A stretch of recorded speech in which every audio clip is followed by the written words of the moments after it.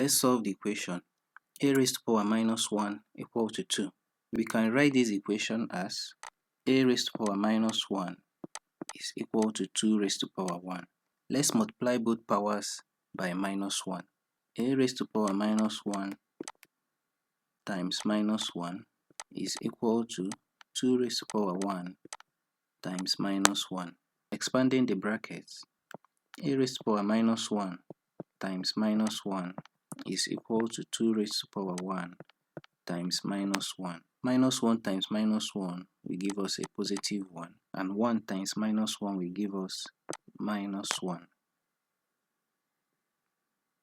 So we have a raised to power 1 is also equal to a, which is also equal to 2 raised to power minus 1. A equal to 1 over 2. A equal to 1 over 2 satisfy the above equation.